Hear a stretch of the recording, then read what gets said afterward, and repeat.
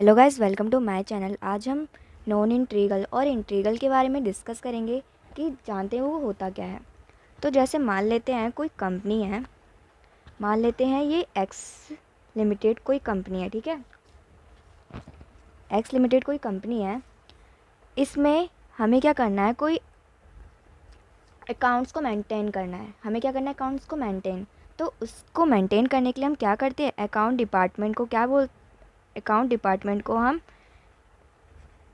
काम पे रखते हैं। किसको रखते हैं, अकाउंट डिपार्टमेंट को। तो ये जो अकाउंट डिपार्टमेंट होता है वो क्या करता है, अकाउंट्स को मेंटेन करता है। अब अकाउंट्स को मेंटेन करने के सिस्टम होते हैं, उसे क्या बोलते हैं, सिस्टम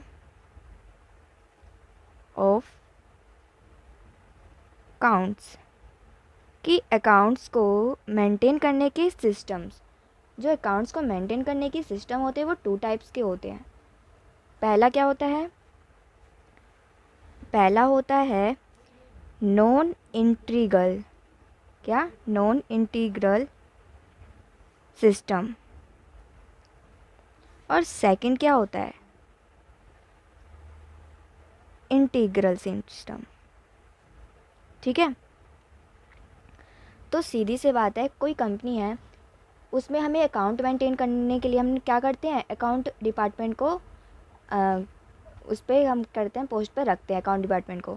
और उसका काम क्या होता है, वो सिस्टम को कैसे, मतलब अकाउंट को कैसे मेंटेन करता है। तो उसके दो सिस्टम होते हैं, कौन से, नॉन इंटीग्रल सिस्टम और इंटीग्रल सिस्टम। तो ये दो तरीके से क्या करता है, अकाउंट्स को मेंटेन करता है। तो जो नॉन इंटीग्रल सिस्टम होता है वो होता क्या है, इसे हम बोलते हैं डबल सेट ऑफ बुक। क्या बोलते हैं इसको, डबल सेट ऑफ बुक्स। ठीक है। और जो इंटीग्रल सिस्टम होता है इसे हम बोलते हैं सिंगल सेट ऑफ बुक। अब इसको डबल सेट ऑफ बुक क्यों बोलते हैं, क्योंकि डबल सेट ऑफ बुक जो होते हैं वो टू टाइप्स के होते हैं। एक होता है फाइनेंशियल अकाउंट, दूसरा होता है कॉस्ट अकाउंट। ठीक है। इसमें क्या होता है, फाइनेंशियल अकाउंट होता है और इसमें क्या होता है, कॉस्ट अकाउंट होता है। तो फाइनेंशियल अकाउंट में होता क्या है, इसमें जो फाइनेंशियल अकाउंट में जो हम ट्रांजैक्शन करते हैं और जो कॉस्ट में ट्रांजैक्शन करते हैं, वो डबल सेट ऑफ बुक में इन दोनों के डिफरेंट ट्रांजैक्शंस में क्या जाते हैं, हम इनके ट्रांजैक्शन अकाउंट्स बुक में करते हैं। तो सिंपल सी बात है, जब हम इन दोनों के, इस नॉन इंटीग्रल सिस्टम में इन दोनों के ट्रांजैक्शंस करेंगे तो सिंपल सी बात है, इनके प्रॉफिट भी क्या आने चाहिए, सेम आने चाहिए। बट ऐसा नहीं होता, इन दोनों के जो प्रॉफिट्स होते हैं वो क्या होते हैं, डिफरेंट होते हैं। इससे क्या मिलता है, हमें फाइनेंशियल प्रॉफिट मिलता है और इस वाले से हमें क्या मिलता है, कॉस्ट प्रॉफिट। बट होने क्या चाहिए, इन दोनों को सेम होना चाहिए, बट ये दोनों क्या होते हैं, सेम नहीं होते। इन दोनों के प्रॉफिट क्या आते हैं, डिफरेंट। ठीक है। तो इन दोनों के प्रॉफिट डिफरेंट आते हैं। तो इसी को हमें ये इसमें देखना होता है कि प्रॉफिट डिफरेंट क्यों आते हैं और इसको हम कैसे ठीक कर सकते हैं। तो ये इसके लिए हम क्या करते हैं, तो जो फाइनेंशियल अकाउंट होता है और जो कॉस्ट अकाउंट होता है, इन दोनों की प्रॉफिट क्या होते हैं, डिफरेंट होते हैं। तो इसी को हम जानने के लिए हम क्या करते हैं, रिकन्सिलिएशन अकाउंट बनाते हैं। तो इससे हमें क्या पता चल जाता है कि इन दोनों में क्यों डिफरेंस है। ऐसा कैसे होता है, जो हम रिकन्सिलिएशन अकाउंट बनाते हैं उसमें क्या होता है, फाइनेंशियल अकाउंट की जो ट्रांजैक्शन होती है वो अलग होती है और जो कॉस्ट की होती है वो अलग होती है।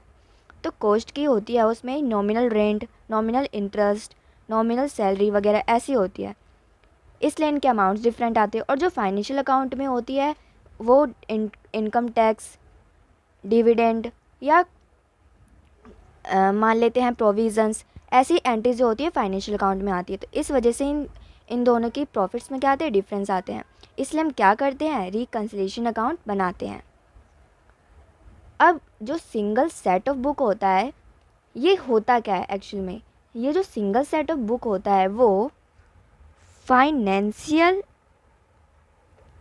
अकाउंट में का प्लस होता है, किसमें, कॉस्ट अकाउंट में। इन दोनों का जो एडिशन होता है उसे हम क्या बोलते हैं, सिंगल सेट ऑफ बुक। यानी कि इसको ऐड कर, मान लेते हैं इन दोनों को जब हमने ऐड कर तो क्या मिलता है हमें, कॉमन अकाउंट हमारा बन जाता है। तो सिंपल से इसको कॉमन अकाउंट भी बोल सकते हैं। तो इसमें क्या है, इन दोनों की एंट्रीज क्या होती है, डिफरेंट होती है। और लेकिन सिंगल सेट ऑफ बुक में इसका क्या हो जाएगा, इंटीग्रल के फॉर्म में फाइनेंशियल अकाउंट और कॉस्ट अकाउंट का एडिशन।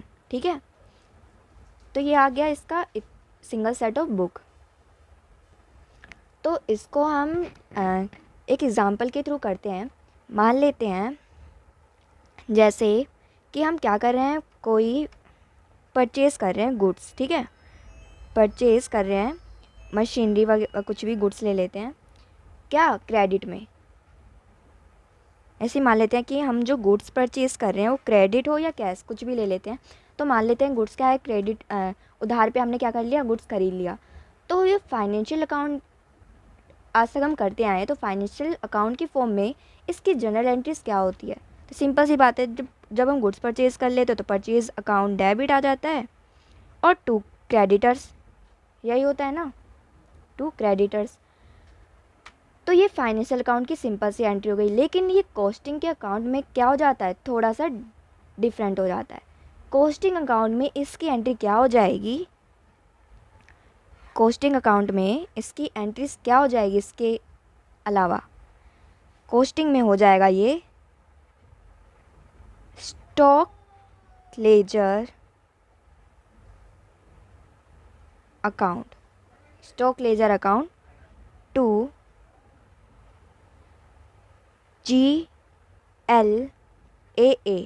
GLAA का मतलब है जनरल लेजर एडजस्टमेंट अकाउंट। ठीक है, तो सिंपल सी बात है, अगर फाइनेंशियल अकाउंट की सिंपल सी कोई सी भी हमसे ट्रांजैक्शन पूछी गई तो सिंपल सी बात है, हम सिंपल जैसे करते हैं purchase account to creditors account, है ना, यही करते हैं। बट जब कॉस्टिंग की बात होगी तो कॉस्ट अकाउंट में इसकी एंट्रीज क्या हो जाएगी, stock ledger account debit to क्या हो जाएगा, to general ledger adjustment account credit. तो ऐसा क्यों है, तो सीधी सी बात है, ऐसा क्यों है, इसको जानने के लिए हम क्या कर लेते हैं, एक एग्ज़ाम्पल के थ्रू हम इसको समझाते हैं। तो करते हैं इसको,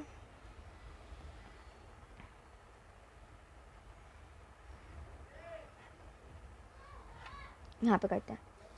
तो stock ledger account, stock ledger control account होता क्या एक्चुअल में, जैसे मान लेते हैं हमें क्या कर रहे हैं, हमारी एक फैक्ट्री है, कोई से भी एक बिजनेस है, उसमें हम क्या कर रहे हैं, मटेरियल परचेज़ कर रहे हैं। तो मान लेते हैं हमारे मटेरियल ए यहाँ पे हमने परचेज़ करा, दूसरा एक और है जहाँ पे एक और मटेरियल परचेज़ करा। ये मान लेते हैं हमारी कोई फैक्ट्री है, उसमें मटेरियल ए परचेज़ करा, दूसरे में मटेरियल बी, तीसरे में मटेरियल सी परचेज़ कर लेते हैं, चौथे में क्या कर लेते हैं, मटेरियल डी। तो ये एक तरह की जैसे कोई हमने बिजनेस कर रहे हैं तो उसमें हम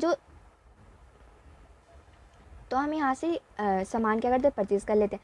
सीधी सी बात कहने का ये मतलब है कि जैसे हमारी कोई फैक्ट्री है, उसमें हमें अपनी जो प्रोडक्शन है उसको हमें मैन्युफैक्चर करने के लिए हम क्या करते हैं, डिफरेंट टाइप्स के स्टॉक्स को हम क्या कर लेते हैं, वहाँ से कलेक्ट करते हैं। तो मान लेते हैं यहाँ पे हमने 10,000 की मटेरियल ए खरीदी, परचेज़ करी, ठीक है, और मटेरियल बी से हमने 5,000 के कोई और स्टॉक खरीद लिए, ठीक है, और मटेरियल सी से मान लेते हैं हमने 20,000 का कोई स्टॉक खरीद लिया, और यहाँ से हमने मान लेते हैं कितना ये हो गया, 30,000 का यहाँ से हम कुछ कोई सा मटेरियल ख़रीद लेते हैं। तो ये जो स्टॉक का जो हमने मटेरियल यहाँ से ख़रीदे हैं डिफरेंट टाइप्स के, उसको हम क्या करते हैं, एक बिजनेस में हम उसको यूज़ कर लेते हैं कलेक्ट करके। तो हम इसको अलग अलग ना दिखाकर हम क्या करेंगे, एक सिंपल सा एक सिंगल सेट बना लेंगे। उसका नाम क्या होता है, स्टॉक लेजर कंट्रोल अकाउंट। ठीक है, तो सिंपल सी बात है, हम एक एक ना जोड़कर हम क्या कर लेते हैं, इनको पूरा कलेक्ट करके इकट्ठा करके एक सिंगल सा नाम दे देते हैं। क्या, यहाँ पे स्टॉक लेजर कंट्रोल अकाउंट में इसको सिंगल नाम दे देते हैं इनको ऐड करके। तो क्या आ जाएगा, टोटल कितना हो गया, टोटल कितना हो गया 65,000। तो सिंपल सी बात है, हम इसको अलग अलग ना दिखा करके पूरा टोटल इकट्ठा करके एक सिंपल से अकाउंट में डाल देते हैं। तो उसे हम क्या कहते हैं, स्टॉक लेजर कंट्रोल अकाउंट। ऐसे ही हम मान लेते हैं कि हमने यहाँ से तो सामान ख़रीदा, अगर हमें वही चीज़ हमें सामान अपने बिज़नेस से बेचना हो, तो बेचने के लिए हम सीधा सा क्या करेंगे, जैसे हमने मटेरियल ए से हमने कितना माल बेच दिया 5,000, इधर से भी मान लो हमने 5,000 बेच दिया, और इधर से 10,000 मटेरियल सी से, और यहाँ से 20,000। तो टोटल सामान हमने यहाँ से कितना बेच दिया, इसको अलग अलग ना दिखाकर हम क्या करेंगे, इकट्ठा हम इसका टोटल करके सिंपल से यहाँ पे लिख देंगे इतनी हमने इसकी सेल कर दी है, यानी कि टोटल कितना है 40,000 की। तो सिंपल सी बात है, इसको हम क्या बोलते हैं, एक तरह से पेरेंट अकाउंट, और ये एक हमारा हो गया एक तरह से चाइल्ड अकाउंट। ठीक है, एग्जाम्पल के लिए ये इसका एक पेरेंट है, जो कि इसके जो छोटे छोटे टुकड़ों से मिलकर क्या है, एक बना हुआ है। तो इसे हम क्या बोल देंगे, स्टॉक लेजर कंट्रोल अकाउंट। इसीलिए यहाँ पे क्या आता है, स्टॉक लेजर अकाउंट।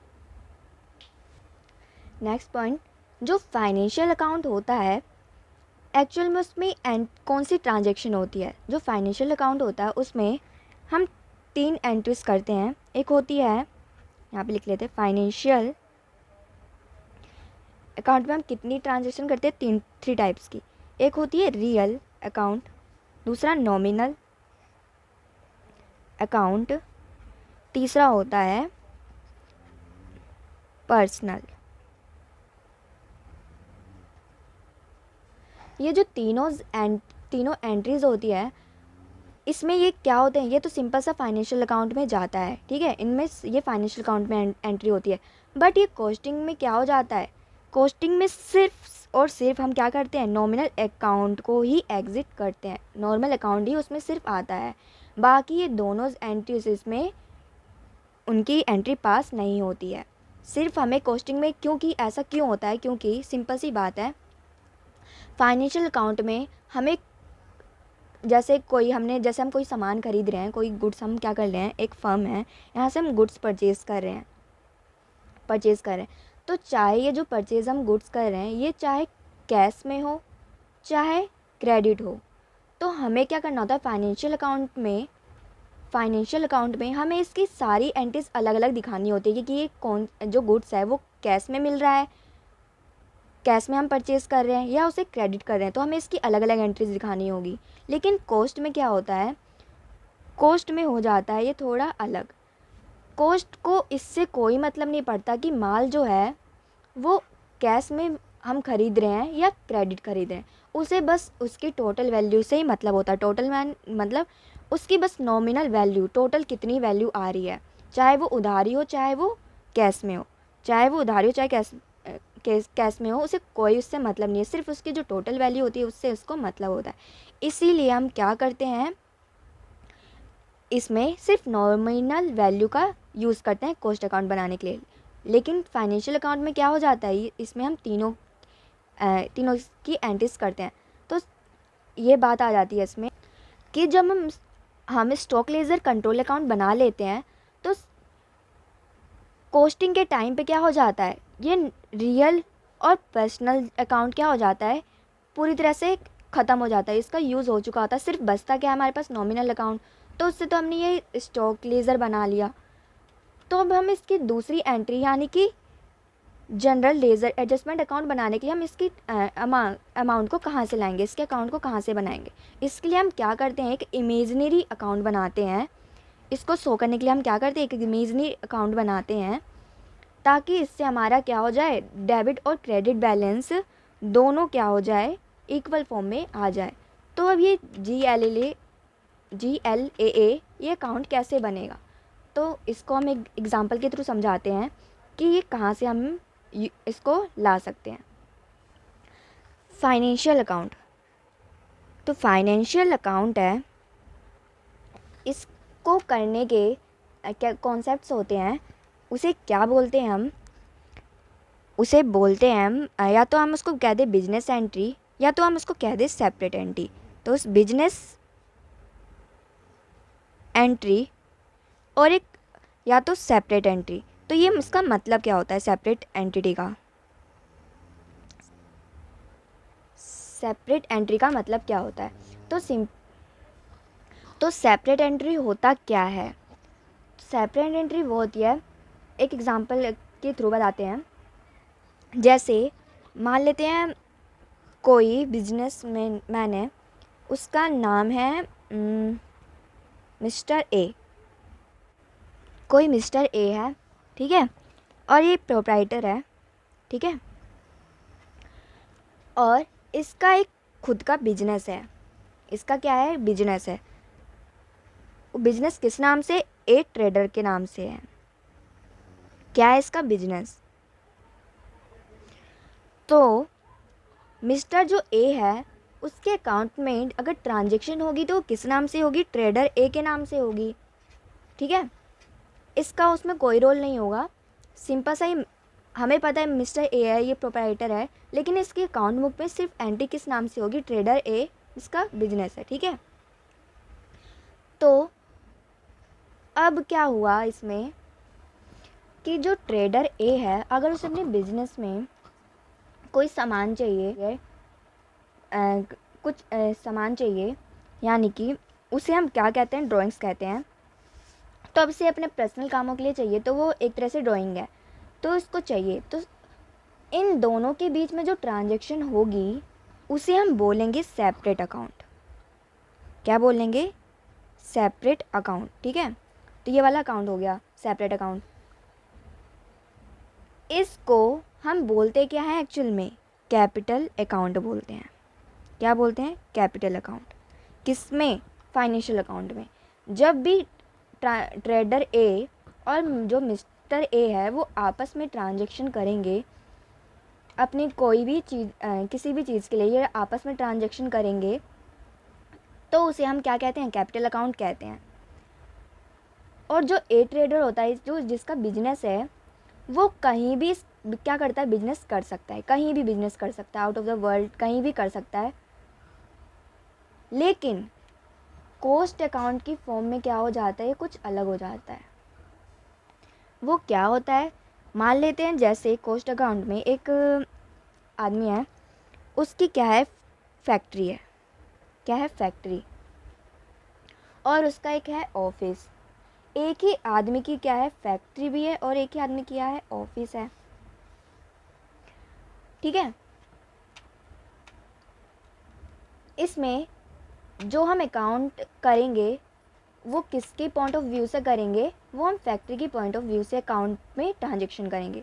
इसमें हम किसके पॉइंट ऑफ व्यू से कर रहे थे, बिजनेस के पॉइंट ऑफ व्यू से हम क्या कर रहे थे, अकाउंटिंग ट्रांजैक्शन कर रहे थे। लेकिन कॉस्ट अकाउंट और कॉस्ट अकाउंट में किस में होगा ट्रांजैक्शन, अकाउंट की फैक्ट्री में होगा, फैक्ट्री के पॉइंट ऑफ व्यू से हम क्या करेंगे, इसमें अकाउंटिंग ट्रांजैक्शन करेंगे। तो मान लिख लेते हैं यहाँ पे अकाउंटिंग ट्रांजैक्शन किस में हम कर रहे हैं, फैक्ट्री से। तो ये तो समझ आता है, यहाँ से हमने इसको कर रहे हैं, अकाउंट की अगर बुक में ट्रांजैक्शन करेंगे तो फैक्ट्री के नाम से करेंगे। अगर फैक्ट्री को कोई भी रॉ मटेरियल, कोई भी मतलब अपनी ट्रांजैक्शन को प्रोड्यूस करने के लिए, मैन्युफैक्चरिंग करने के लिए कोई भी स्टॉक वगैरह चाहिए होगा, तो वो क्या करेगा, सिंपल सा उस किसी शॉप पे जाएगा, है ना।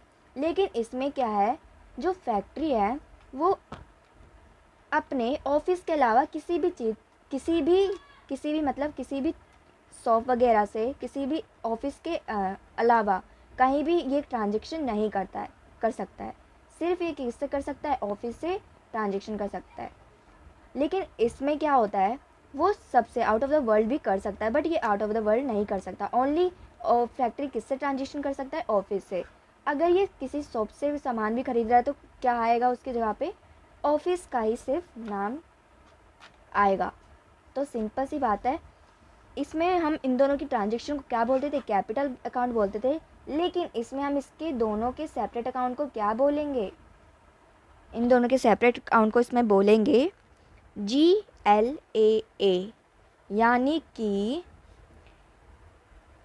General laser adjustment account. यहाँ से हम इसकी इमेजिनरी ट्रांजैक्शन जो है वो हम उस वाले फॉर्म में करेंगे जो अभी हमने स्टॉक लेज़र ट्रोल अकाउंट बनाया था, उसकी जो क्रेडिट वाली एंट्री होगी वो इधर से होगी। इस तरह से हम दोनों में क्या कर सकते हैं, दोनों में मतलब दोनों को इक्वल हम ला सकते हैं। क्या हुआ, इसमें जो फैक्ट्री और ऑफिस के बीच जो ट्रांजैक्शन होगी उसे हम क्या बोलते हैं, जनरल लेज़र एडजस्टमेंट अकाउंट। तो इस तरह से हमारा क्या बन गया, स्टॉक लेज़र कंट्रोल अकाउंट और 2 में ये जनरल लेज़र एडजस्टमेंट अकाउंट। तो ये तो आ गया। अभी हमने बताई थी फाइनेंशियल और कॉस्ट अकाउंट में डिफरेंस, लेकिन वो जो यहाँ पे हमने पढ़ा था पीछे कि इन दोनों की जो एंट्रीज होती थी वो अलग अलग होती थी। इसमें सिंपल से हम ये goods purchase account to credit करते थे फाइनेंशियल में, और इसमें हम क्या करते थे, ये वाली एंट्री जो हमने अभी बताई,